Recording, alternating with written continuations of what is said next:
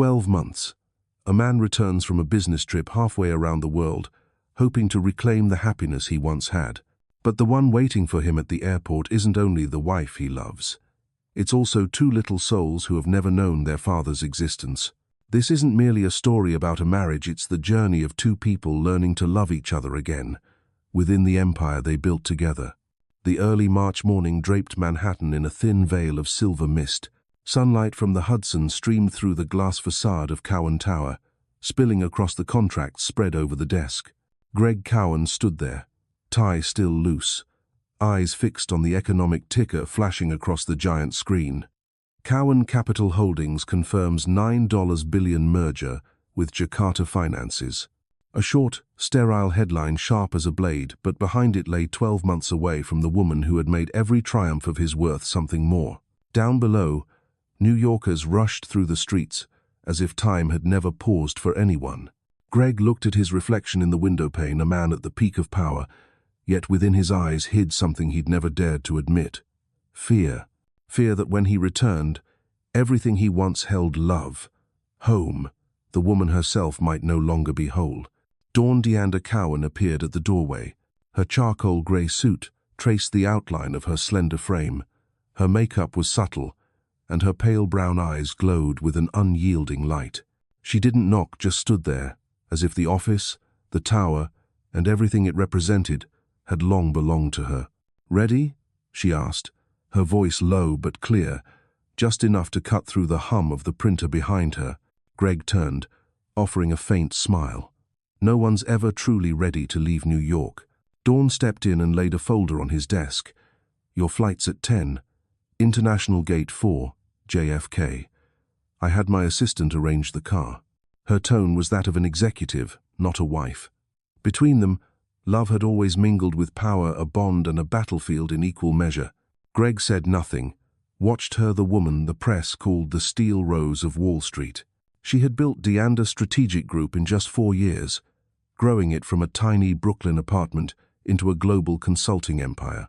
He remembered the first nights they met. Her heels were cheap, but her eyes could silence an entire room. Everything was different now. Flipping to the last page of the file, Dawn spoke evenly. "Jakarta integration, 12 months. That's the time frame your legal team proposed. I assume you'll want to confirm it?" Greg scanned the numbers, clauses, and annotations. Everything was timed to the minute. 12 months, he repeated, though unease flickered inside him. 12 months to secure our financial future, he said, then added softly, though truthfully, our future's never been secured by money. Dawn lifted her gaze. She knew he meant it, but she also knew he couldn't help himself. Greg was a man who only felt safe when everything, even love, was under control. "Maybe you don't realize it," she replied slowly, "but every time you say we, you really mean you." Silence fell between them, thick, almost tangible. Greg moved closer, reaching for her hand. "Dawn, you know Jakarta isn't an easy decision, but if it works, we'll, what?" she cut in, eyes sharp. "Have another spread in Forbes? A few more figures to prove you deserve everything you've built?" He said nothing, not because she was wrong, but because she was right. And in that moment, high above the city on the 80th floor, he realized he was leaving not just New York, but the very thing that gave every victory meaning. The phone rang. Patricia Chen, Dawn's assistant, reported that the car was ready.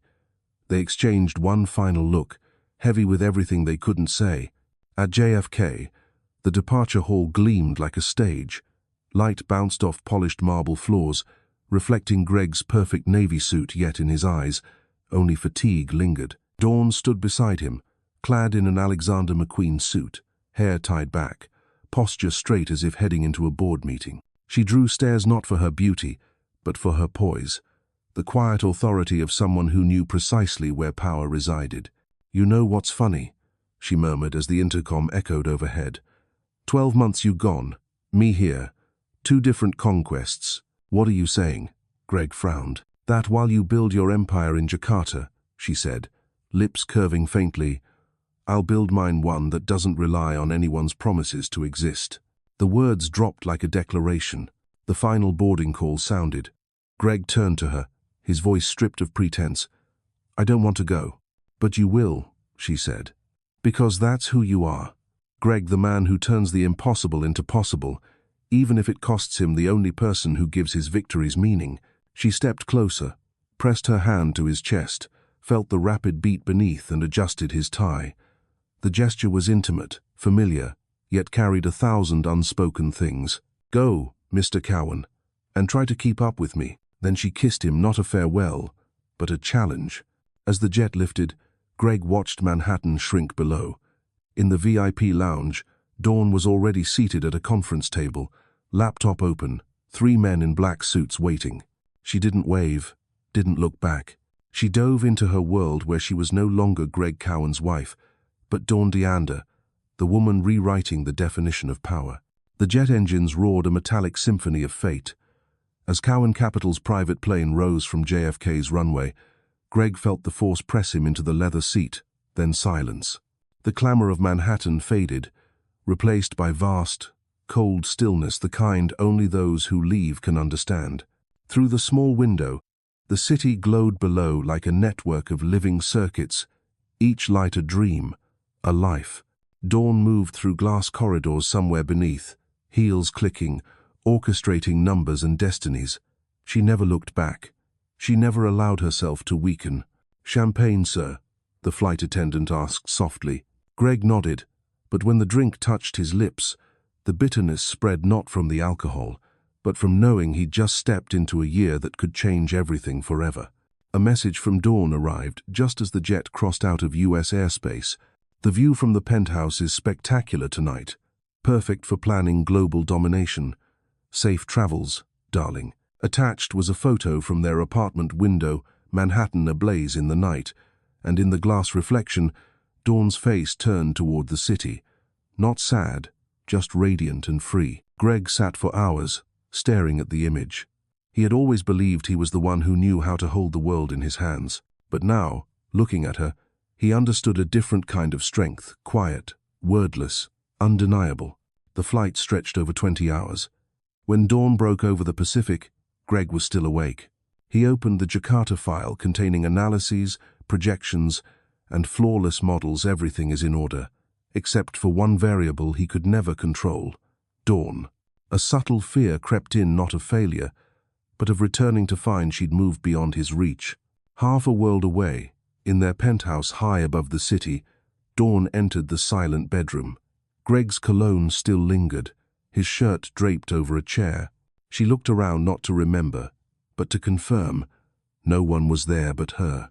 She opened her laptop. The glow lit her pale face. Emails filled the screen: clients, reports, contracts. Meetings are lined up for the next 7 days. She didn't plan to stop work, was her way of not feeling the growing emptiness in her chest. At 1 a.m., she rose, glass of white wine in hand, and stepped to the window.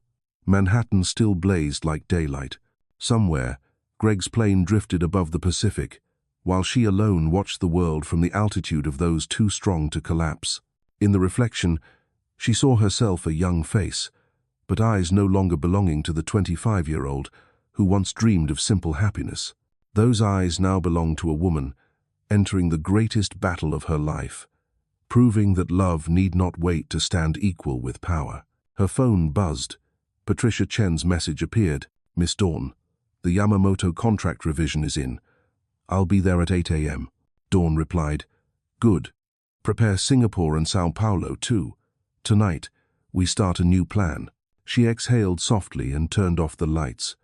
Only the golden glow from Wall Street streamed through the glass, casting a metallic sheen across her face, cold, solitary, powerful. She set the glass down and whispered, not sure if to herself or to the man crossing the ocean, "Go, Greg Cowan. Build your empire. And I'll build something else, the empire of freedom." Outside, the season's first snow began to fall, flakes light as promises no one would ever hear. Final scene. The jet sliced through a thin cloud, dawn light striking the silver Cowan Capital logo on its wing. Meanwhile, in Manhattan, Dawn's office lights still burned a lone beacon in the night, marking the beginning of a journey that would redefine power, love, and sacrifice. Spring turned into early summer in Manhattan 3 months after that flight. The Hudson shimmered silver beneath the sun, and the Deander Strategic Group Tower glowed through the night. On its top floor, in a marble-tiled bathroom, Dawn stood staring at the pregnancy test in her hand, 2 bright pink lines, undeniable. She didn't scream, didn't panic, didn't cry. She stared at the tiny object as if it were a message from the universe. In her mind, numbers began to arrange themselves automatically. 9 months, 40 weeks, 12 months of Greg's absence. It all aligned like a strange equation. Setting the test on the counter, she inhaled deeply and turned on the tap. Cold water ran over her wrists, clearing her head. She didn't know what to feel: joy, anxiety, or the stillness that only strong women know when they stand before an unshareable turning point. She looked like the flawless CEO in the mirror. Neat hair, red lips, and a fitted white dress. Only her eyes were different, deeper, softer, and uncertain. The phone rang. Patricia Chen. Miss Dawn. Tokyo's already in the meeting room. Connect me. I'll be there in a minute. 3 minutes later, Dawn stepped into her office. 12 screens lit the walls, showing partners from Tokyo, London, and Singapore. No one knew that the woman commanding billions before them had just discovered she was pregnant. "Good morning, everyone," she said firmly. "Let's begin." The meeting lasted 3 hours. When the final screen went dark, she finally leaned back in her chair, one hand resting on her stomach. Nothing had changed outside, but she knew everything inside her had shifted. That afternoon, she drove through a sun-drenched Central Park.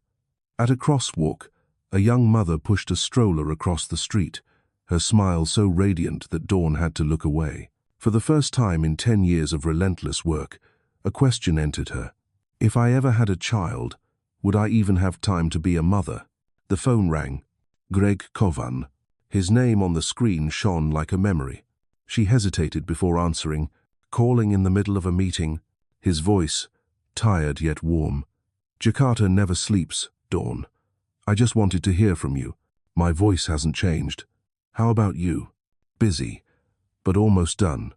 Maybe just a few more weeks." She smiled faintly, not in pain anymore, only emptiness. "A few more weeks," she repeated. "All right." Greg had no idea that at that very moment, amid New York's traffic noise, a new life was forming inside the woman he loved. He talked about mergers, politics, investors, while she quietly calculated time. Week 6. If he returns on schedule, the baby will be born the day he lands. When the call ended, she sat still. That night, back in the penthouse, Dawn stood by the window. The city's lights reflected off the glass and into her glass of carrot juice. She usually drank red wine, but not tonight. Not out of fear for her health, but because instinct told her. Everything had changed.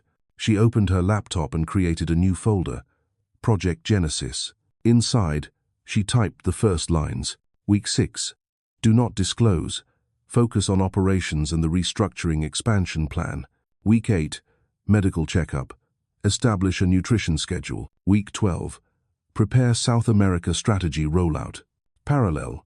Draft an executive succession plan in case of absence. Goal. Deliver a child and maintain a 180% growth rate. She read the lines, her pulse quickening, half fear, half exhilaration. 2 creations were taking shape at once, a child and an empire. Patricia knocked, bringing in a stack of files. Rio's proposing a partnership. "They'd like to meet this week. Add it to the schedule," Dawn said. "Are you sure? You're already booked solid, even through the weekend." "I've never been afraid of a full calendar, Patricia." She smiled, a new kind of smile. Not just that of a CEO, but of a woman who, though she hadn't yet said it aloud, was becoming a mother. When Patricia left, Dawn stood again before the window. The night was dense and silent. 2 rhythms pulsed together inside her for the first time, her heartbeat and another, smaller, steadfast one. She whispered, "My child, we'll grow together. One mother, one empire, and a secret only we share." Outside, Manhattan roared on. But for Dawn, the world fell quiet, as if everything paused to listen to that new heartbeat. The next morning, She woke while the city still lay under mist. The penthouse was so still she could hear the ticking of the wall clock. She sat up in the dim light, hand resting on her belly, still flat, unchanged, yet harboring a quiet miracle. Her smile was barely there, but it turned an ordinary morning sacred. After breakfasting on almond milk and whole grain toast, Patricia's orders, she drove to her private clinic in the Upper East Side. Her physician, Dr. Sarah Chen, a Chinese-American in her 40s, formerly of Mount Sinai, was known for her discretion with powerful or famous clients. "Congratulations, Dawn," Sarah said after reviewing the results. "You're about 7 weeks along. Everything looks stable, but you need more rest, less work stress." Dawn laughed softly. "Rest? That word doesn't exist in my calendar. Then it's time you learned it." "No, doctor. I need to learn how to rearrange power." Sarah looked at her, eyes caught between admiration and concern. "Just remember, in the next 9 months, your body will be the one company you can't control with a contract." The words left Dawn quiet for a moment. She left the clinic feeling lighter and like standing at the edge of something vast. On the way home, she texted Patricia, "Cancel all in-person meetings this week. Move everything to video, and don't ask why." Patricia replied with a simple thumbs-up emoji. Her loyalty was something Dawn never took for granted, steady, unquestioning. That afternoon, in her office, Dawn opened a new document titled Genesis Timeline, Confidential. It was structured, precise, like every plan she'd ever built. But its content was unlike anything she'd done before. Months 1-3. Maintain absolute secrecy. Reduce travel. Strengthen remote management systems. Months 4-6. Shift focus to South America. Empower senior female executives. Month 7-9. Establish temporary delegation systems. Prepare for maternity leave without anyone knowing. Month 10. Return. Deliver 2 things at once: a child and a new era. Reading that final line sent a shiver down her spine, not fear, but excitement. The world had never imagined a woman could run a global empire while carrying life inside her, and Dawn Deander would be the first to prove it. Late that night, Manhattan glimmered like a sea of light. Dawn sat barefoot on her balcony, one hand holding a glass of pomegranate juice, the other a document she wasn't really reading. Greg's face drifted into her mind. He was likely sitting before his own papers, the same sterile light and silence. Does he know? She wondered. Probably not. And maybe he never would, at least not yet. She set down the glass, unlocked her phone, and opened his last message. "Miss you more than I should." She typed a few words and deleted them. Typed again, then erased. Finally, she sent just one emoji. No words, but she knew he'd understand. Silence had its own language between two people truly bound to each other. Days later, the 80th floor boardroom of Deander Group was filled with senior executives. 12 screens displayed the global branches. No one knew their CEO had fought through waves of nausea minutes before the meeting. Dawn stood tall, her voice crisp, every syllable deliberate. "The expansion into Sao Paulo will accelerate by 8 weeks. I want finance to recalculate the risk margin and draft the framework contract." The meeting lasted 2 hours. When everyone left, she sat down, taking Patricia's ginger tea. "You okay?" Patricia asked softly. "I'm fine," Dawn replied, eyes closing briefly as exhaustion surged like a tide. When she opened them, the glass wall reflected Manhattan's skyline, and within it, she saw 2 versions of herself. One is the powerful woman who is celebrated in every business magazine. The other, a young mother hiding a small, sacred secret beneath her perfect suit. She smiled inwardly. "Maybe, my child," she thought, "this is how the world truly changes, not through speeches, but through women who can give birth and sign billion-dollar deals in the same breath." That night, she wrote in her digital journal, "I once thought strength meant depending on no one. I know true strength is standing firm while another heart beats inside you." She saved the file and turned off the screen. Outside, Manhattan glowed again, its endless web of light alive, and in its highest room, a secret grew quietly, pulsing in rhythm with the heartbeat of the woman destined to redefine power. Month 6 of the pregnancy. Manhattan was deep in summer. the sky so sharply blue it seemed it could be sliced in half. On the 82nd floor of the Deander Group building, the main conference room blazed with light.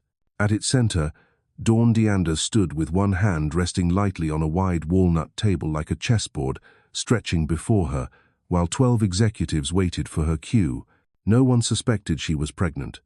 Her belly had only just begun to show, pressing slightly against the seams of her tailored dress, while her face remained sharp, her gaze carrying that unmistakable fire found only in those who've conquered billion-dollar wars.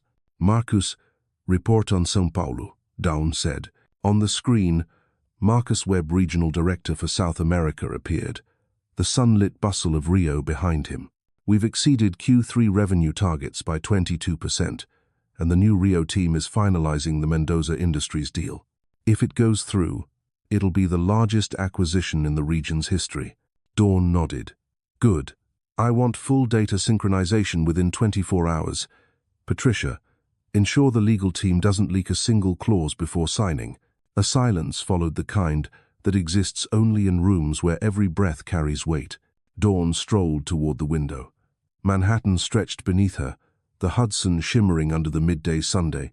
She placed a hand on her belly, feeling the faintest motion, a slight kick, the first clear signal from the two lives growing inside her. She smiled softly, then turned back, voice steady. "Gentlemen, if a woman 6 months pregnant can manage 4 continents simultaneously, I'm sure none of us has a reason to miss a deadline." Laughter filled the room, not entirely relaxed, but tinged with awe. When the meeting ended, Patricia approached with a glass of honey lemon water. "You should rest a bit, Dawn. You look pale."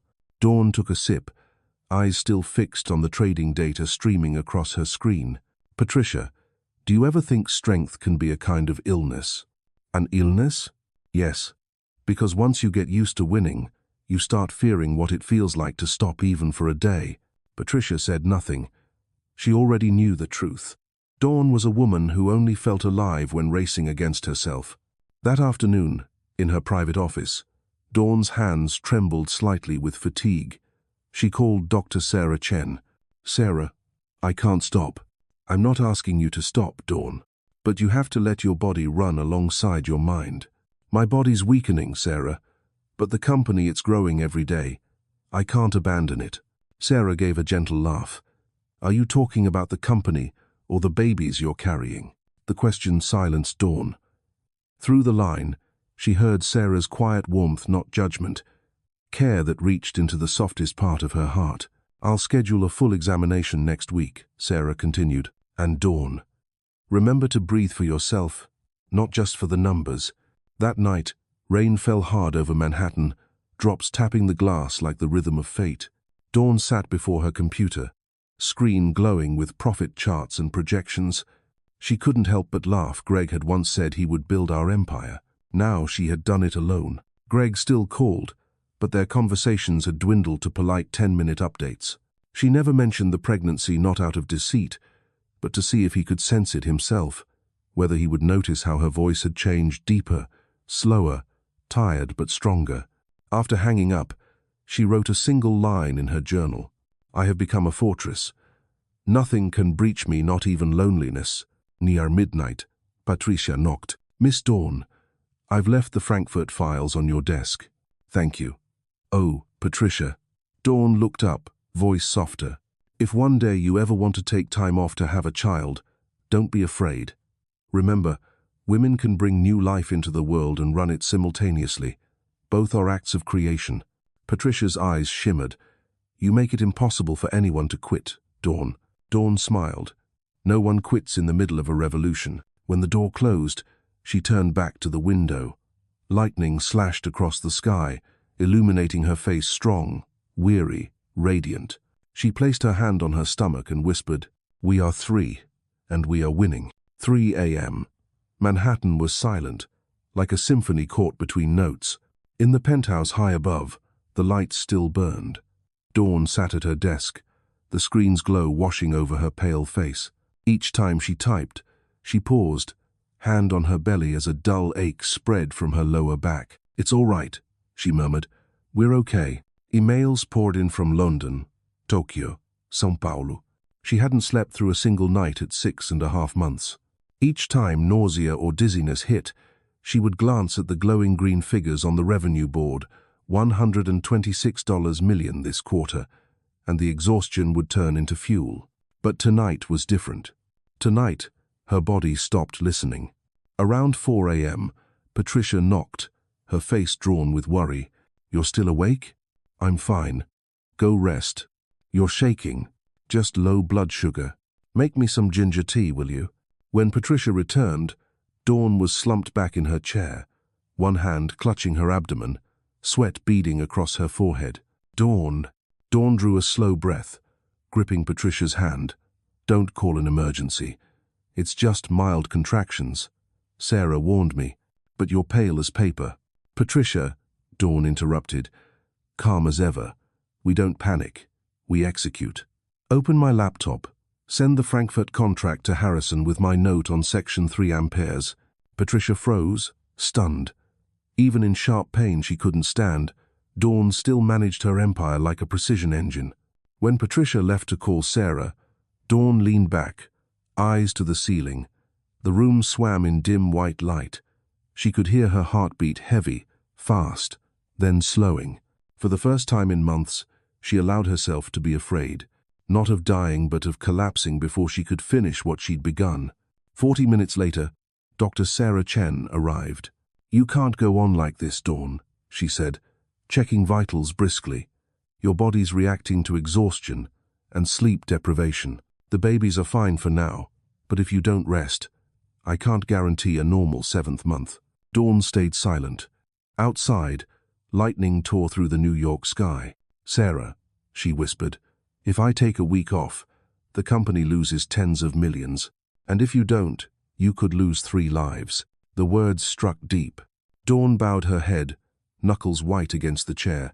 "You can't be a superhero and a mother simultaneously," Sarah said gently. "At least not in the same breath." "I'll adjust," Dawn murmured.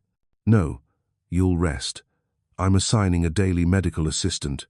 If you work more than 8 hours, I'll report you to the hospital." Dawn gave a faint laugh, half surrender, half defiance. "You're threatening a CEO, Sarah." "No," Sarah replied softly. "I'm saving a woman."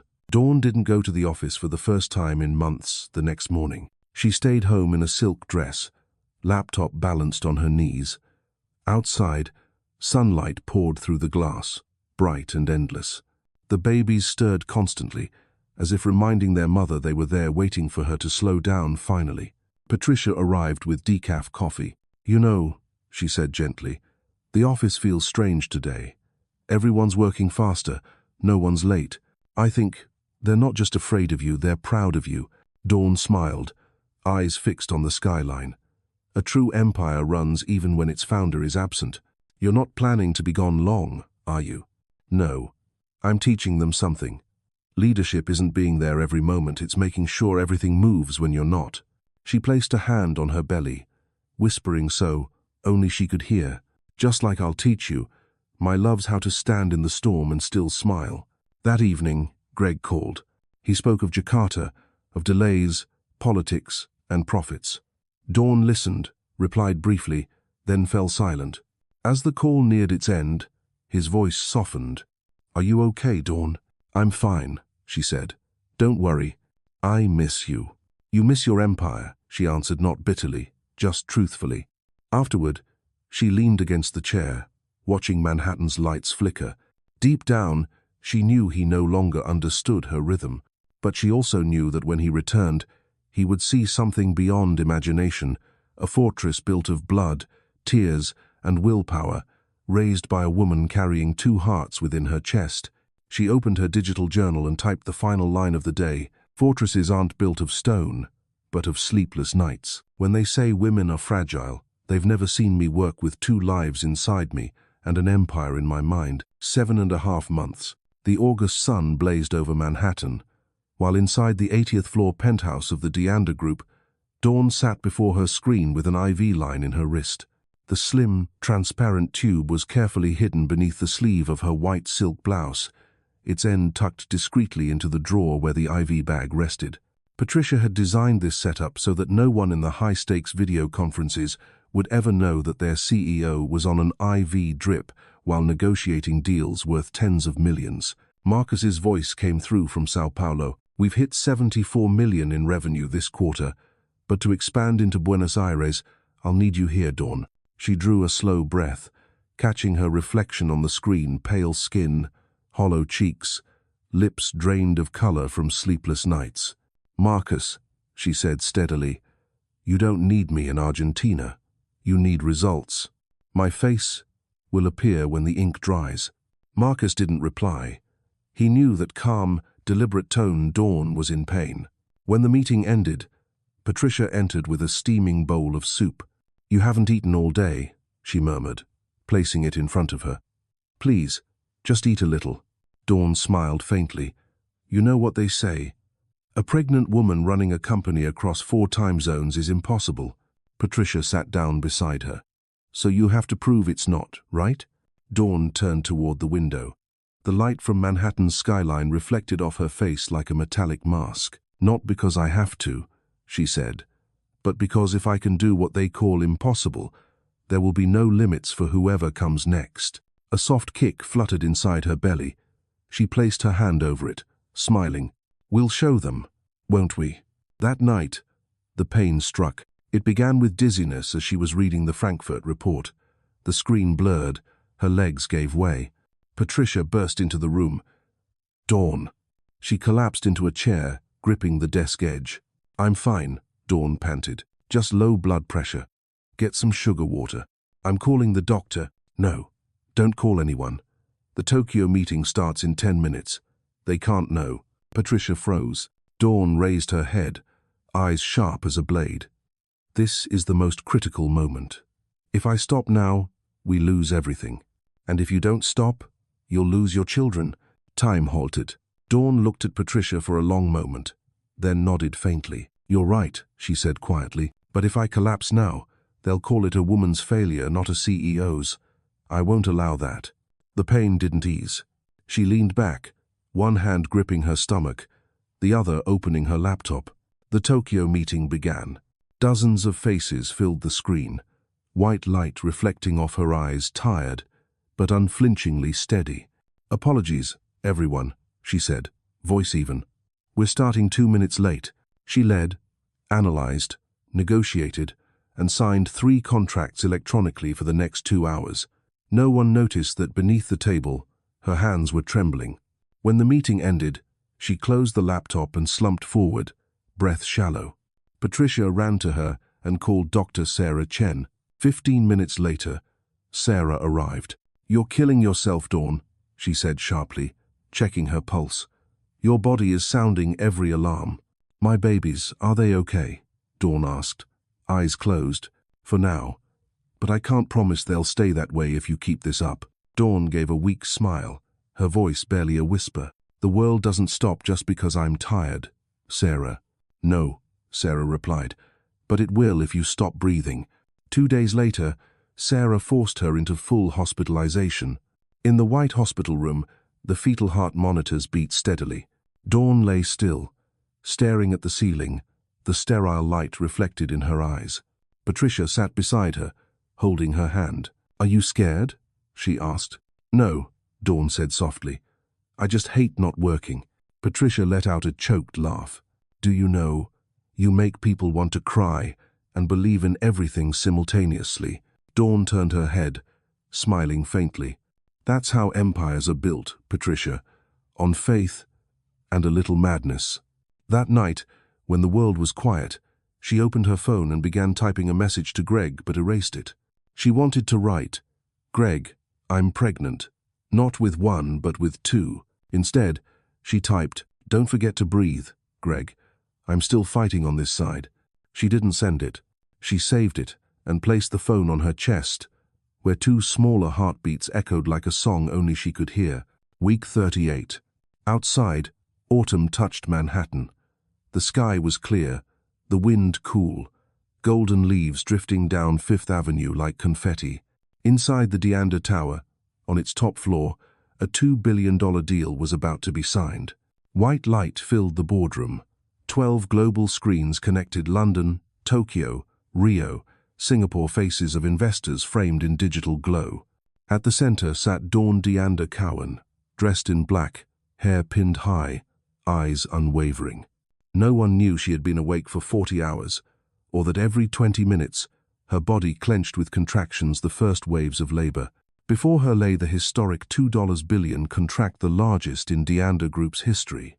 At the same hour, half a world away, Greg prepared for the final signing session of his Jakarta deal. Two people, two continents, two empires reaching their peak together, unaware that one was giving birth while the other chased profit. 9:42 a.m. The contraction hit hard enough to make her pen drop. Patricia froze, eyes wide. "Dawn, are you?" Dawn steadied herself, gasping. 20 more minutes. "When they're done signing, we go." "No, you have to go now." "No," she said, eyes fixed on the screen. "If I leave now, they'll sense it. We'll lose our leverage." From Tokyo, a voice asked, "Miss Deander, are we ready for the final signature?" She smiled, a calm, terrifyingly beautiful smile. "Yes, gentlemen, we are." Another contraction struck sharp, relentless. She gripped the table edge until her knuckles turned white. Patricia stood behind her, supporting her weight. Dawn signed. A single stroke of blue ink, bold, decisive. The moment her pen met the final letter, her water broke. 10:01 a.m. Silence filled the boardroom. Dawn stood upright, chest heaving. Patricia cried out, "The car's waiting downstairs, let's go." Dawn nodded, voice hoarse. "Send the contract to all branches. And tell Marcus, we just made history." She smiled, trembling, radiant, then collapsed into Patricia's arms. The doors of Mount Sinai's delivery room slammed shut. Footsteps, the rhythmic beeping of monitors, rain against the window. "Her vitals are dropping," Sarah shouted, fetal heart rate rising. Dawn lay drenched in sweat, her hair clinging to her forehead. Through the pain, she whispered, barely audible, "Sarah, save my babies." "Both of them." "Both?" "Yes, twins." Sarah froze, then barked orders. "Prepare for emergency twin delivery now." The room burst into motion. Surgical lights flared. Heartbeats thundered through the air. Dawn bit her lip until it bled, gripping the rails of the bed. Through the agony, she saw flashes: Greg's face, Manhattan's skyline, the countless nights spent alone by the glass, all merging into a single white blur. Then a cry, high, thin, trembling. "First baby girl," Sarah shouted. 2 minutes later, a second cry, stronger, sure. "Boy." Dawn's body went still. Tears spilled down her cheeks. The pain was gone. Only those two sounds remained, two newborn voices intertwining, the opening notes of a new symphony. Sarah placed the babies on her chest. "Congratulations, Dawn. They're both healthy." Dawn smiled faintly, whispering between shallow breaths, "Amara and Kael, my two empires." That afternoon, the headlines spread worldwide. Deander Group seals historic $2 billion deal with Yamamoto Corporation. No one knew that at that exact moment, in a small hospital room in New York, the woman behind the deal was cradling two newborns, and finally, after months without sleep, resting for the first time. Outside the nursery, Patricia watched through the glass, tears shining as she typed a brief message to the company's internal channel. "Mission accomplished. Mother and children are safe." Final scene. Night. Manhattan is ablaze with light. In the quiet hospital room, Dawn slept, her twins beside her, her hands gently resting over their chests. Moonlight streamed through the window, wrapping the three in a soft silver glow. And somewhere, faint and far across the ocean, she heard Greg's voice. "I'm coming home, Dawn. Wait for me." She smiled in her sleep and whispered, "I've built my empire, Greg. Now you have to come see it." Morning light streamed through the hospital curtains. The 14th floor of Mount Sinai was tranquil, only the steady hum of the monitor and the soft breaths of two newborns sleeping beside the bed. Dawn Deander Cowan opened her eyes. The world swam for a few seconds before coming into focus. The scent of antiseptic, the rattle of a cart in the hallway, the glow of Madison Avenue's daylight. It all felt at once real and dreamlike. She tried to turn. Pain flared through her body, but her heart felt light, almost airy. Patricia entered, holding a cup of water, her face bright after sleepless nights. "Good morning, my queen." Dawn let out a hoarse laugh, her voice weak yet still sharp. "Don't call me that. I look terrible." "No," Patricia said, touching her shoulder. "You just created the most beautiful thing in the world." Dawn turned to the bassinets, one boy, one girl, Amara and Kael. Amara slept still, her tiny fist clutching the blanket. Kael stirred, dark eyes half open, deep and endless, like midnight skies. Dawn reached out and brushed their foreheads. A rush of emotion flooded her, strange, fierce, unlike any victory she'd ever known. This feeling didn't exist in contracts, spreadsheets, or success. It was simply life. "Patricia," she whispered, "they're healthy? Perfect. Dr. Sarah says both are doing beautifully, and so are you, though still stubborn." Dawn smiled faintly. "Stubbornness is hereditary." Patricia's eyes glistened. "When you entered labor, I thought you wouldn't make it, but you did. You always do." "No, Patricia," Dawn said softly. "I didn't win this time. I was forgiven by these two." Her gaze lingered on them. A thought crossed her mind. Would he believe in this miracle if Greg were here? That afternoon, the hospital received a massive bouquet of white flowers with no sender's name. At the center, a small card bore 4 handwritten words, "To the Empire of Dawn." Patricia read it aloud. "Who do you think sent it?" Dawn studied the handwriting for a long moment. "Him. Greg?" She nodded. "His hand." Patricia smiled. "So he's still watching." Dawn exhaled. "Maybe. But watching and being here are not the same." Night. The hospital was hushed. Dawn sat upright, holding Amara while Kael slept peacefully nearby. City lights filtered through the curtains, washing her and her daughter in soft gold like fire in the middle of winter. "Amara," she murmured, "do you know what your name means?" "It means dawn, the first light. I gave it to remind myself that after every darkness, there's a gentle glow waiting to return. And Kael means warrior. Because no warrior survives without the light of dawn." Her voice trembled, then fell silent. She pressed her cheek to her daughter's forehead, tears slipping onto soft baby skin, mingling with the scent of milk and new life. A kiat knock. Dr. Sarah Chen entered, smiling warmly. "You three look peaceful," she said, checking the monitors. "Dawn, I've delivered many children from powerful women, but none have made me feel quite like you did." "How so?" "As if I just witnessed the birth of an era." Dawn laughed gently. "Don't make me a legend, Sarah. I'm just a woman tired, hungry, and freshly acquainted with pain."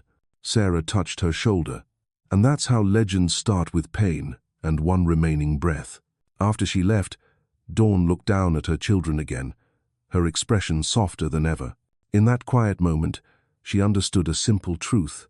From now on, everything she built, every step she took, every victory would no longer be for herself alone. "My loves," she thought, "I once believed empires were built from glass towers, contracts, and power. But now I know the true empire is right here, in my arms." Outside, the sleepless city glittered as if blessing her. 3 days later, morning broke over Manhattan like liquid gold, thin, luminous, champagne light spilling through the hospital windows. Dawn sat upright, wearing the cream silk robe Patricia had brought. Her hair was tied neatly back, her skin still pale, but her eyes different. Brighter, deeper, as if she could see straight through the world. On the table, bouquets from around the globe overflowed. The financial press called her the woman who gave birth to a new generation of power. Headlines praised how she'd closed the $2 billion Yamamoto deal the same day she gave birth, hailing it as the symbol of a new age of female leadership. Dawn skimmed the articles and smiled faintly. Those words didn't stir her heart anymore. What mattered most were the 2 small eyes gazing at her from the corner crib. Patricia entered with her laptop and a cup of coffee. "You have 173 unread emails," she said softly, "and at least 12 international meetings waiting." Dawn eyed the cup, smiling. "You forget doctor's orders. No caffeine." Patricia shrugged. "Then I'll drink it. But what's your plan? People are asking if you'll take a few weeks off." Dawn looked at her children, then whispered, "No. A mother doesn't rest when her children's empire is waiting." By noon, the hospital cleared her for discharge. A black SUV, 2 security guards, and a private nurse waited downstairs. Dawn carried Amara while Kale lay in a travel cradle. Step by step, she walked down the bright corridor under the reverent eyes of the staff. The doors opened. Autumn air swept in, crisp, alive, electric with New York's pulse. "Home?" Patricia asked, steadying her arm. "No," Dawn said. "Office." "What?" Patricia blinked. "Just 10 minutes. I want to see the company." The car turned down Park Avenue, gliding past the gleaming towers. Through the window, Dawn watched the city shimmer, every pane of glass, every billboard, every light reflecting her face, a woman who had crossed the edge of life and returned smiling. Employees paused in astonishment when the car stopped at the Deander Group tower. They thought their CEO was still in recovery. Then the door opened and Dawn stepped out, Amara in her arms, sunlight glinting on her face. It was a moment the world would later call the morning of the Queen. Patricia whispered, "The whole world will remember this moment." "They don't need to," Dawn replied softly. "They just need to believe that limits can be broken." She stayed only 15 minutes, long enough to walk the halls, to glance at the boardroom where she'd signed the deal just before giving birth. The room was unchanged. Black chairs, glass walls, the scent of oak. But to her, it looked utterly different now. The giant screen's message, Deander Group, global expansion achieved, still glowed. She stood there, one hand holding her child, the other resting on the table where her ink still marked the contract. "Welcome back, Mom," Marcus said through the video feed. "No," Dawn answered with a quiet smile. "Not back. Beginning." That night, the penthouse glowed above Central Park. 2 cribs stood by the window overlooking the city's silver river of lights. Dawn sat in a chair holding Kale, while Patricia cradled Amara. "You know," Patricia said, "they're writing about you again. They're calling you the woman who gave birth to 2 empires." Dawn looked at her children, smiling softly. "No, I gave birth to 3 hearts, Kale's, Amara's, and my own." "And Greg?" Dawn was silent. The wind brushed past the window, carrying the faint wail of distant traffic. "He'll come home. But this time, he'll have to learn to live in the world I built." She laid Kale down gently, then opened her laptop. The screen's glow bathed her face in calm light. A new file appeared. Project Genesis, Phase 2. She typed, "Day 1 of the new era, 2 lives born, and with them a new definition of strength. Not power alone, but life itself." She saved the file, closed the lid, and looked out at the city. Moonlight draped over Manhattan like a silver veil. The twins stirred softly, their breaths syncing with hers, 3 quiet heartbeats, strong enough to change the world. Dawn whispered, "Sleep well, Amara. Sleep well, Kyle. Tomorrow, you'll see the first sunrise of the empire we've built together." She leaned back. Manhattan lay silent. A new era had begun. 10 weeks after the birth, winter had settled over Manhattan. A thin frost veiled the rooftops, wind cutting through the streets below, while on the 82nd floor of Deander Tower, a global conference was about to begin. 32 countries connected at once. Over 100 senior executives from London, Paris, and Singapore to São Paulo waited for the woman the media now called the Mother CEO. The CEO, who had given birth to twins, continued to run a global empire spanning 7 time zones. The lights dimmed. The door opened. Dawn stepped in. For a few seconds, no one spoke. She wore a navy suit that fit her form with effortless precision. No one could have guessed she had given birth just 10 weeks earlier. Light from the glass walls streamed across her face, not the cold beauty of her past, but the radiance of someone who had descended into pain and returned with absolute strength. Patricia followed, pushing a silver-white twin bassinet. Inside, Amara and Kyle slept peacefully, wrapped in soft grey wool. Dawn took her place at the head of the table, placed a hand on the wood, and said quietly, "Good morning." Her voice was low, steady, and instantly, every screen fell silent. "We have much to do. And I brought with me the reason why I'll do it all." She pulled back the blanket just enough for the world to see two tiny faces. The room stilled. Then applause. Not formal, not rehearsed, but genuine warm, rising, echoing across continents. The meeting began. Dawn spoke with calm precision, glancing occasionally at her children. Amara stirred. Kale's small hand clenched as though he commanded his invisible empire. Post-Yamamoto revenues rose 53% this quarter, she said. But what matters more than numbers is this. We've proven that performance and humanity can coexist. She changed the slide. The screen filled with photos of employees worldwide, many women holding infants while working from home. We've launched our work-life integration model. Not balance, because life isn't meant to be divided. It's meant to be whole. I am living proof. A director from London unmuted his mic. Miss Deander, aren't you overwhelmed? 2 infants, hundreds of projects, 7 time zones. Dawn smiled, the kind of smile that brightened the entire room. I used to think so, but I discovered that when your heart beats for what you love, your energy no longer comes from rest but from purpose. When the meeting ended, Patricia approached, handing her a soft scarf. You just made the whole world cry. Dawn smiled faintly. If they cried, it means they felt something. And when people feel, they change.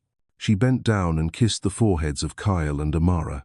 Today, my loves, your mother taught the world how to see women again. Patricia's eyes shimmered. They're calling you the queen of the boardroom. Dawn turned to the window, where snow drifted silently over Manhattan. No, she said softly. I'm not the queen. I'm opening the door for other queens to walk in. That afternoon, she walked through the upper floor corridor.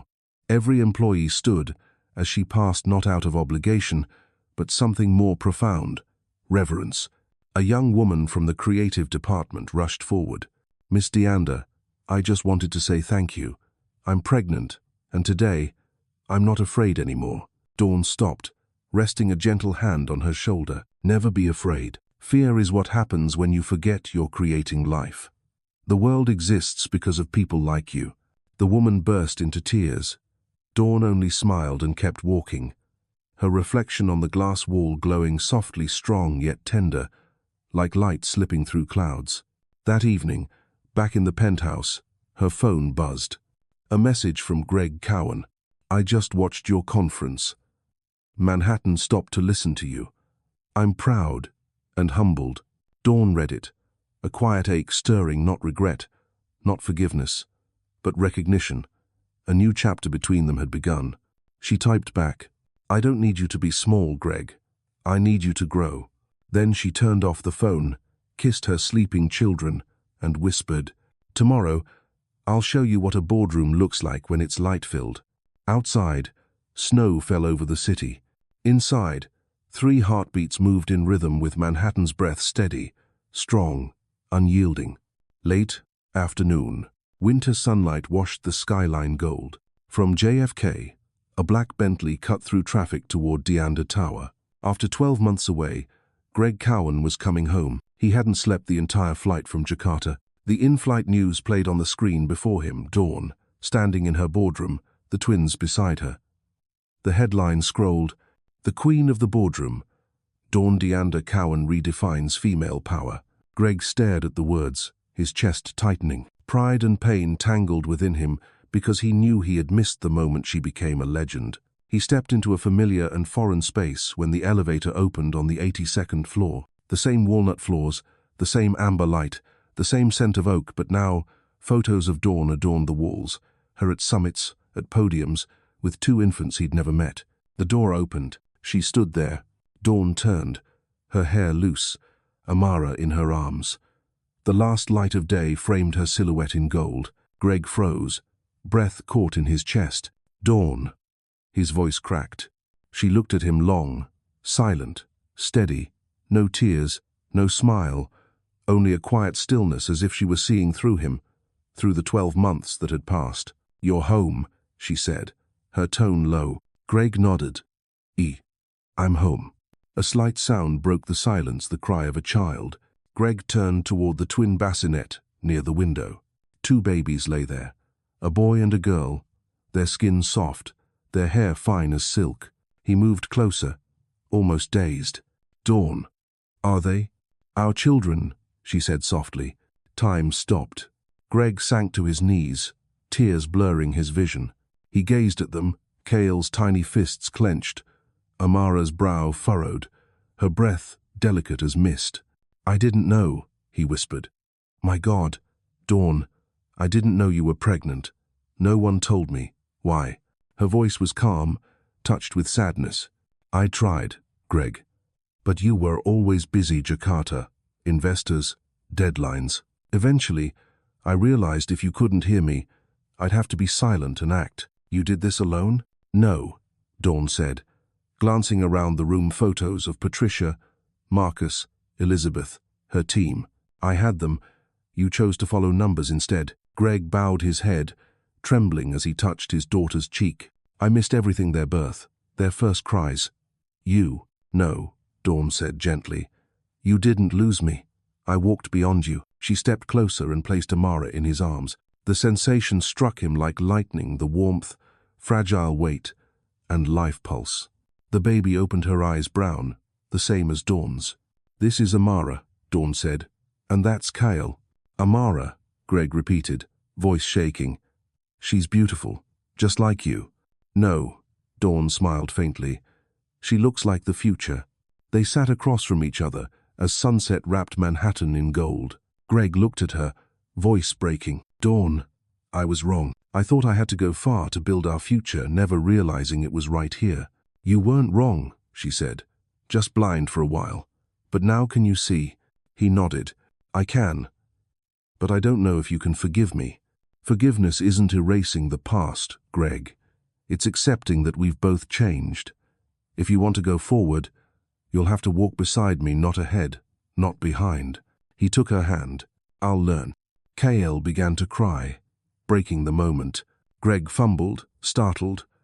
Dawn chuckled softly, lifting the baby and patting his back. "There," she said, "your first lesson: no business plan for children, or for love." Greg laughed through tears, and for the first time in a year, Dawn truly smiled. Outside, Manhattan blazed with light. Between them lay their two children, symbols of a new beginning. No longer a story of ambition and power, but one of balance, redemption, and shared strength. Dawn leaned against Greg's shoulder and whispered, "This empire, Greg, from now on, won't bear your name or mine. It will bear ours." 3 months after Greg's return, Manhattan lay buried in snow. At night, the city lights reflected off the wet streets like constellations fallen upside down. From the penthouse window, Dawn gazed out over the city. In her hand, a cup of herbal tea. On the sofa behind her, Greg was rocking the twins to sleep. The scene was so peaceful, it almost defied belief that these two were once the center of the financial world's storm. Greg hummed softly, an old Texas lullaby. Kale slept soundly. Amara stayed awake, staring at her father with curious, unblinking eyes. "Your daughter's more alert than you ever were," Dawn said, half teasing, half true. Greg turned, smiling. "Maybe she takes after you. Always awake, even in your dreams. And Kyle takes after you, easy to half teasing, half proper, always assuming control." He laughed, but the laughter faded fast. He knew what she meant. Greg thought fitting in would be enough in the first weeks at home. He quickly realized it wasn't. Dawn's world no longer had room for hesitation. Deander Group now ran on its own rhythm, fluid, global, unmistakably shaped by her hand and vision. He'd visited her office a few times, standing outside the glass wall, watching her speak to dozens of executives while signing documents, sometimes with a baby in her arms. The sight left him in awe and afraid he was no longer her equal. After the twins fell asleep that evening, Greg poured wine, while Dawn opened her laptop. "Can we talk?" he asked. "About what?" she said, not looking up. "Us." She closed the laptop and met his eyes. The amber light caught in them like two slow-burning stars. "Go on." Greg took a breath. "I want to come back. Not just as your husband, but as your partner, part of Deander. You were part of Cowan Capital," she said evenly. "That still exists." "No," he murmured. "Cowan doesn't mean anything now.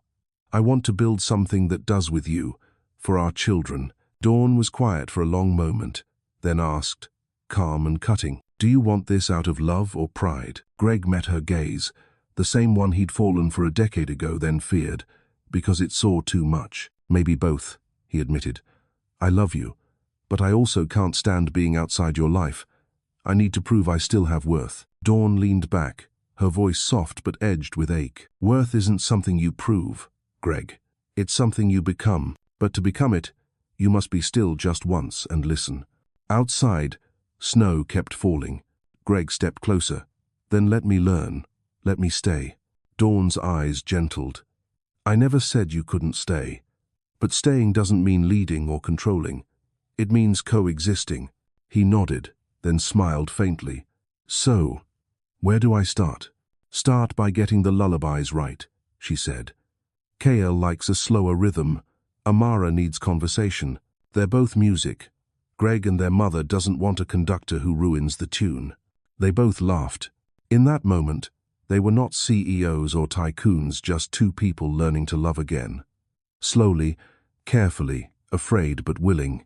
The next morning, they arrived at the office together.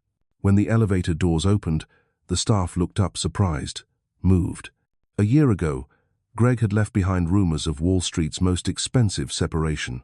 Now, he walked beside the woman they once called the queen of the boardroom.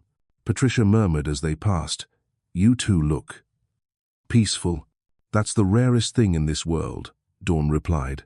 Greg smiled, watching a strand of her hair fall over her shoulder, and realized peace wasn't the absence of storms, it was learning to sail through them with the one you love. After the twins were asleep that night, Dawn noticed Greg writing in a leather notebook. "What are you working on?" she asked. He looked up, smiling. "Notes from The Apprentice. Lesson 1, don't try to prove yourself, just be there." Dawn laughed, the sound soft and clean as glass. She leaned in and kissed his forehead. Lesson 2, Greg. Love doesn't need proof. It just needs to be lived. Spring returned to New York. Snow melted, and the trees along Madison Avenue shimmered green. On the 82nd floor, the Deander boardroom now had a new face beside Dawn. Greg Cowan, attending his first meeting as Global Strategy Advisor. No black suit, no tight tie. Today, he wore a white shirt, sleeves rolled, eyes calm and focused. Across from them, the executive team presented the expansion plan for Africa. Greg listened quietly, taking notes, occasionally leaning to whisper to Dawn. The room could feel it, a different kind of energy, not dominance, harmony. When the meeting ended, Marcus from Sao Paulo shook Greg's hand. "Welcome back, Mr. Cowan. You're finally on the right side." Greg smiled. "I didn't come back to stand beside her. I came to learn how to walk with her." That afternoon, they left the tower together.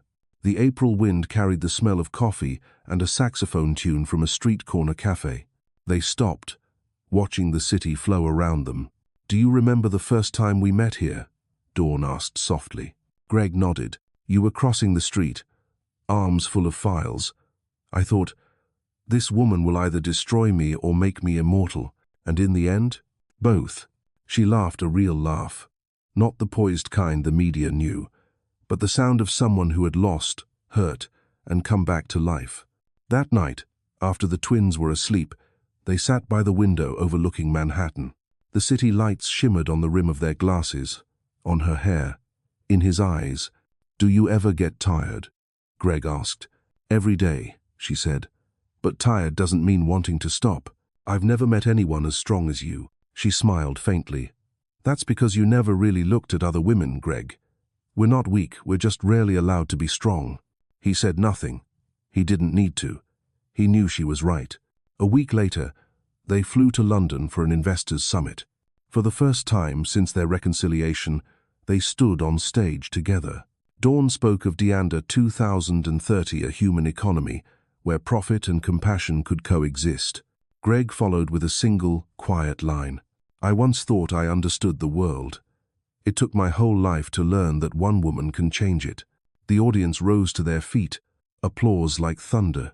Dawn turned to him, eyes luminous, half moved, half stern. "Don't make me sound like a miracle, Greg.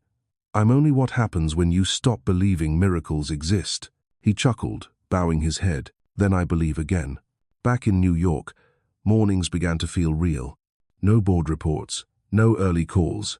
Just laughter, warm milk, and the smell of toast filling the penthouse. Greg was learning fatherhood awkwardly. Cale peed on his shirt. Dawn laughed so hard she cried. "Welcome to reality," she teased. "The only empire we'll never control," he replied, still laughing. But peace never lasts forever. One evening, while Dawn reviewed reports, Greg handed her an envelope. "This came from Jakarta," he said. "A merger offer from Kuroda Group. If I sign, I could return to Asia this time in a different role." Dawn looked up, her expression cooling. "You're thinking of leaving again?" "No," he said quickly. "I just need to know if I ever take a chance like this. Could I trust you to stand with me, not against me?" Silence. Dawn held his gaze for a long moment before answering quietly, "I don't stand against you, Greg, but I'll never stand in anyone's shadow again, not even yours." Greg nodded slowly, his voice rough. "Then I'll learn to love you without dimming your light." Later that night, they lay side by side in silence. Manhattan glittered outside like a frozen galaxy. Greg whispered, "You know, I used to think I was the center. Now I see you're the gravity. Everything orbits around you. And instead of fear, I feel grounded." Dawn squeezed his hand. "Then don't ever leave that orbit, Greg." He smiled, eyes closing. "I won't dare to again." June. A damp morning, heavy with fog. Deander Tower was already blazing with light before dawn, a familiar sign that something big was coming. Dawn Deander Cowan stepped out of the elevator on the 82nd floor, her phone vibrating non-stop in her hand. The screen overflowed with alerts. Bloomberg, Financial Times, Wall Street Journal, all flashing the same headline. Leakgate. Internal Deander Group documents were exposed, and there was suspected market manipulation. She stopped mid-step, her breath steady, but her gaze turned to ice. Down the hall, Patricia Chen came running, laptop clutched to her chest. "The story's out, Dawn. Someone from the Frankfurt branch sent the entire profit forecast to an anonymous journalist. Response from the SEC?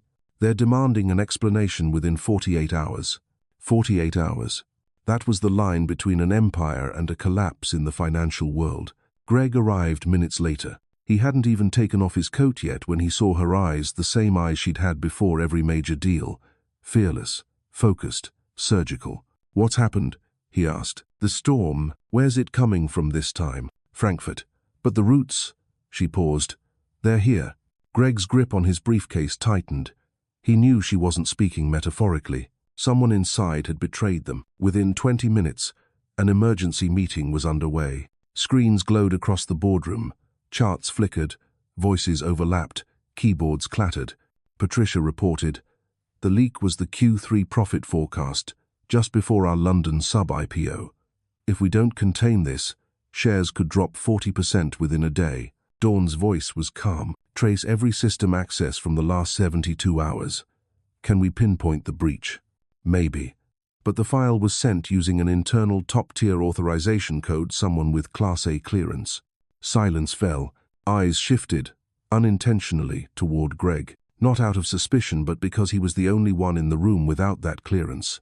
He looked around, then said quietly, "Don't look at me like an outsider. I left Jakarta to fight beside her, not to watch this empire burn." Dawn said nothing. She moved to the digital board and turned the screen around. "Listen carefully," she said, voice like glass striking steel. "No one leaves this room until we know what happened. Not because of money, but because of honor. Deander Group doesn't fall from failure. It falls only when we surrender." The tension shifted from panic to focus. Greg watched her, realizing Dawn in a storm wasn't someone to protect. She was the storm. 20 hours later, night hung over Manhattan. Rain fell hard against the windows of the 82nd floor, streaking the glass with red reflections from fire trucks far below. Dawn stood by the window, phone pressed to her ear. "Any update?" Patricia's voice came through, strained but steady. "Yes, source confirmed.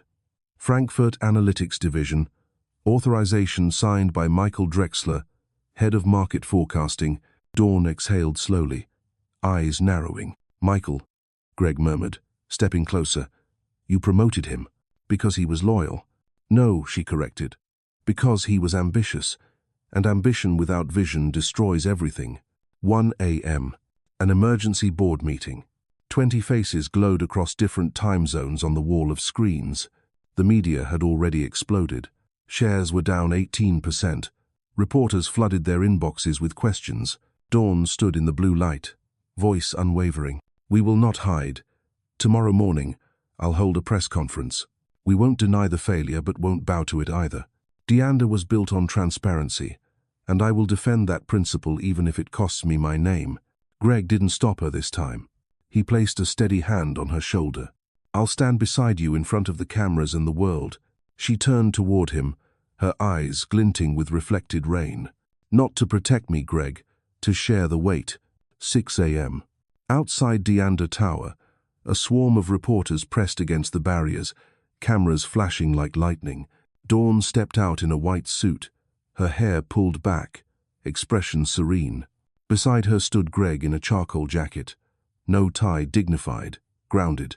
A voice shouted, Mrs. Cowan, did Deander manipulate market data? She stopped and looked straight into the nearest lens. No. But someone within our ranks forgot that integrity is the foundation of strength. When I discovered that, I didn't run, I acted. Flashbulbs exploded. Greg reached for her hand, giving a slight, grounding squeeze. And for one suspended moment, the world saw not a scandal but two people standing unbroken in the storm's eye. Inside, under the blinding light of cameras, Dawn took the stage. Behind her, the steel-blue logo of Deander Group shimmered. Greg stood a step to her right, not behind her, not in front, just enough to shield her from the wind.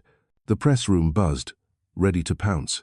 Dawn's voice cut through the air low, steady, alive with conviction. Deander Group isn't perfect. We do not deny mistakes, but we choose to face them. When trust is betrayed within our walls, it isn't a personal wound, it's a reminder that power means nothing if it hides from the truth. Keys clicked, cameras whirred. A reporter from CNBC stood up.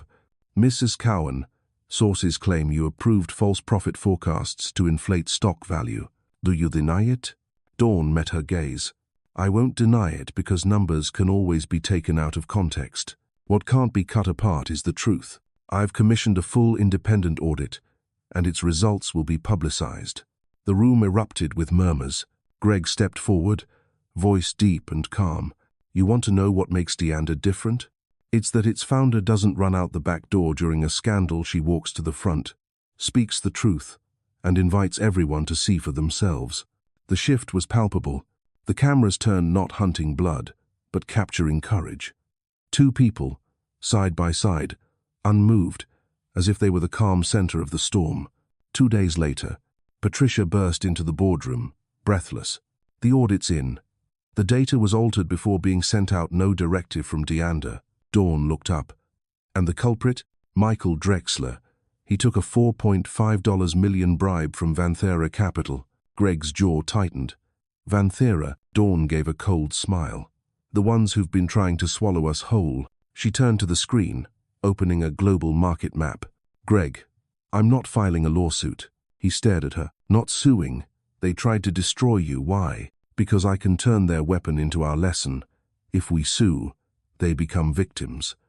But if I invite them to collaborate, the world will see that Deander doesn't retaliate.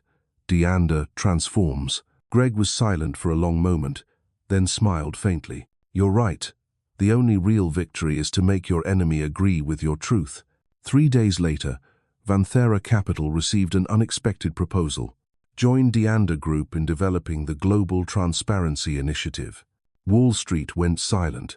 No one understood why Dawn would extend her hand to the company that tried to break her. A week later, Deander stock soared 62%.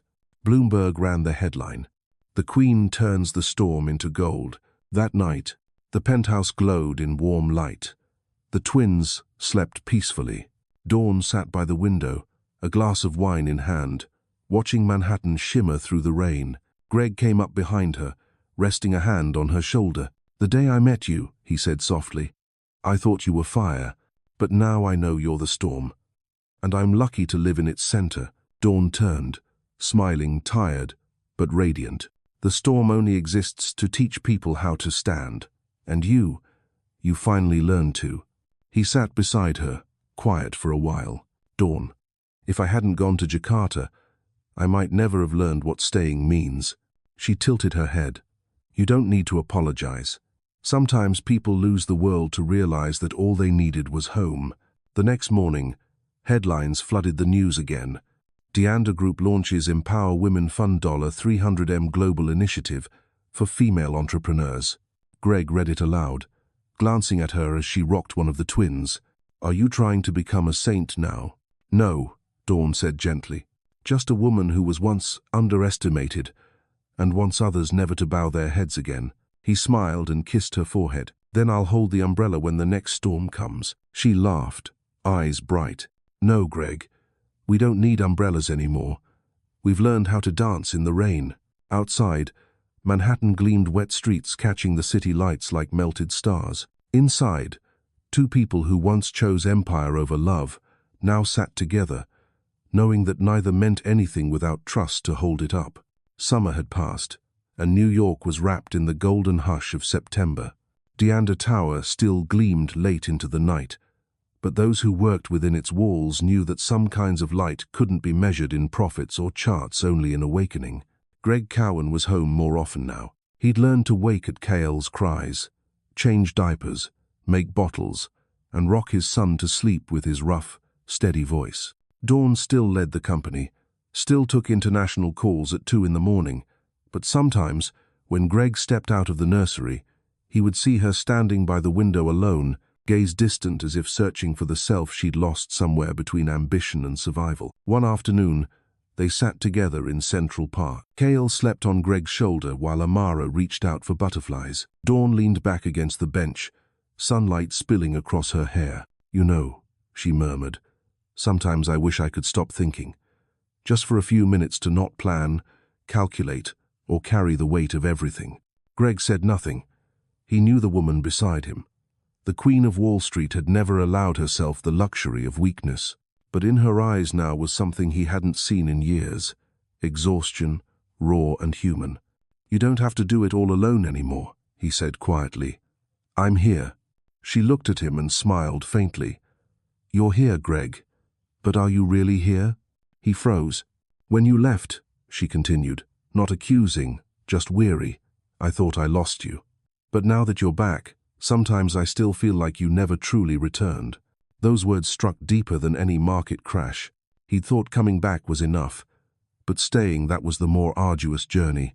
That night, when the twins were asleep, Greg watched Dawn working in the glow of her laptop. Emails, calls, contracts. Her world never paused. He wanted to speak about love and gratitude, but instead, he walked over and closed the laptop. She looked up, startled. Greg, I'm not finished. No, he said gently. You need to rest. She almost protested, but something inside her trembled when he wrapped his arms around her. For the first time in months, she didn't resist. Her head dropped to his shoulder, her breathing slowing. You know, she whispered, sometimes I'm afraid to sleep. Afraid that if I close my eyes, the world will collapse before I can catch it. Greg held her tighter. Then I'll stay awake. Just sleep. That night, he stayed awake, not for work, worry, but to be there. The next morning, Dawn woke later than usual. Sunlight filtered through the curtains. Greg sat reading the paper, Kale crawled at his feet, and Amara played with a small Rubik's Cube. The sight felt impossibly ordinary. Good morning, my queen of chaos, he teased. Dawn smiled, pulling her robe closer. My meeting's later today. Maybe we could have breakfast together. Greg feigned astonishment. Did you just say breakfast together? Please sign that in writing before I think I dreamed it. They both laughed. The laughter was soft, fragile, but it carried a sound they hadn't heard in a long time. Normalcy. But peace never stays long in the lives of those who've tasted power. A week later, Greg got a call from Jakarta. Old contacts, projects, and an offer too tempting to ignore. We need you back to oversee regional expansion. Just 3 months. 3 months. It sounded harmless, but for Dawn, it was an old wound reopening. Greg didn't tell her immediately. He knew she would see it in his eyes before he spoke. They had dinner by candlelight that evening, and the twins were at Patricia's for the night. "You got an offer from Jakarta, didn't you?" she asked, without looking up. Greg exhaled. "News travels fast. I just know how to read your eyes. They look the same as the day you said, 'It's only 12 months. He met her Gaza. This time is different." "How, Greg?" "Different because I'll soothe the babies alone again. Read about you in the papers again. Learn not to expect again." The room fell silent. Outside, rain began tapping against the windows. "I don't want to go," Greg said softly. "But you know how it is. Some chances don't come twice." Dawn set down her wine glass. Her eyes weren't angry anymore, only sad. "And you know what, Greg? Some people, if you let them go one more time, might not wait." That night, rain streaked the penthouse windows, glittering under the amber lights like traces of memory. Dawn sat still on the sofa, tea gone cold in her hands. Greg stood a few steps away, suitcase open on the table. He hadn't packed a thing, but the open suitcase was already far away. "I haven't decided," he said quietly. "Your eyes already have," she replied, still not looking. "It's not that, Dawn. I just don't know if I can pass this up. It's my career." She set the cup down. The soft clink filled the silence. "Greg," she said, voice calm but aching, "have you ever thought that this career you keep chasing is what took us away from ourselves?" He stepped closer and tried to take her hand. She didn't pull away, but her eyes no longer met his. "I've changed," he whispered. "Maybe," she said quietly. "But real change isn't about going farther. It's about knowing when to stay." Silence. Only the sound of rain and the faint city lights below. Amara cried softly from the next room. Both of them turned instinctively. Dawn rose and went to her. Greg followed. She lifted her daughter gently, rocking her in the dim light. That image struck him, this woman who once ruled empires, now just a mother humming softly to her child. "You know," she murmured, "when I was pregnant, I thought my daughter wouldn't need a father. But I was wrong. No child needs a perfect father, just one who's there." Greg's throat tightened. He knew those words had multiple meanings, and the deepest wasn't for the child. Morning. The rain had stopped. The city looked freshly washed. Greg stood by the window, staring at the last water beads sliding down the glass. The suitcase still lay open, empty. Dawn stepped out of the bedroom in her white blouse, ready for work. "I'll be home late," she said, meeting his eyes. "I know. And you haven't left." She nodded slightly. "Maybe that's what I was still hoping for." He moved closer. "Dawn, I just want you to know whether I go or stay.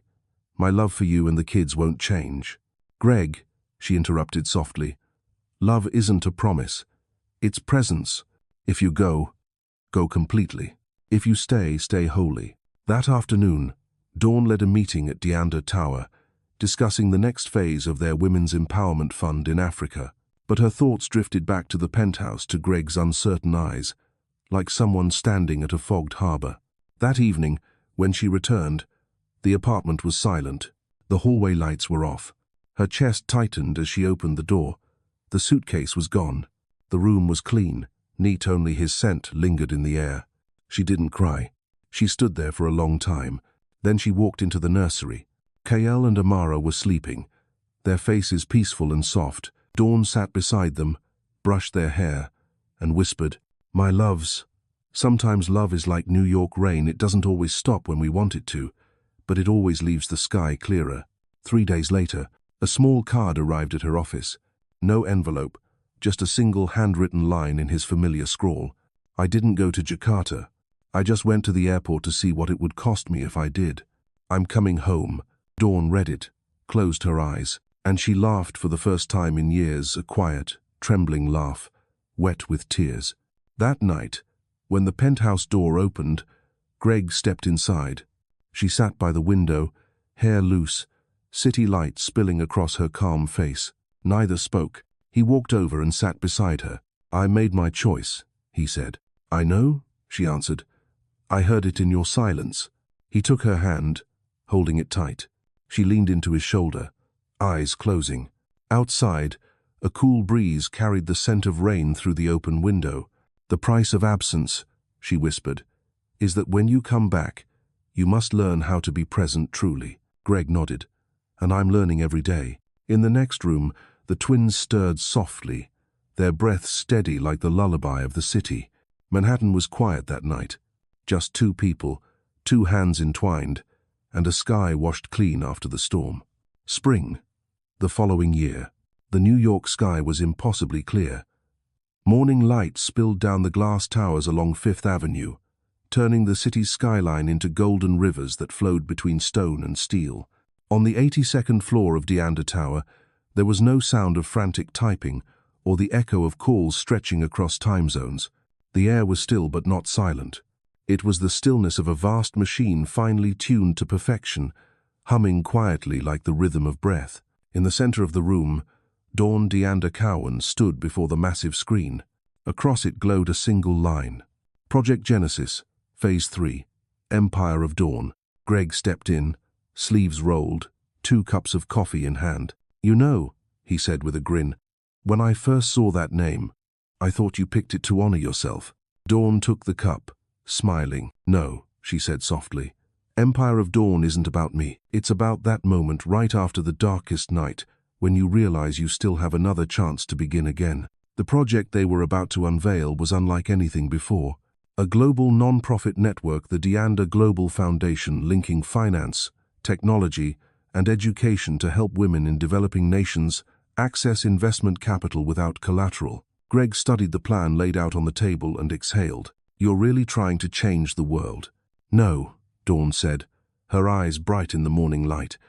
"I just want to help build a world where our children won't have to prove their worth just to be heard." He nodded slowly. "So that's what it means. Empire of Dawn isn't a kingdom of power. It's an empire of trust." She smiled. "You finally understand." They flew to Nairobi a month later, where the project would launch.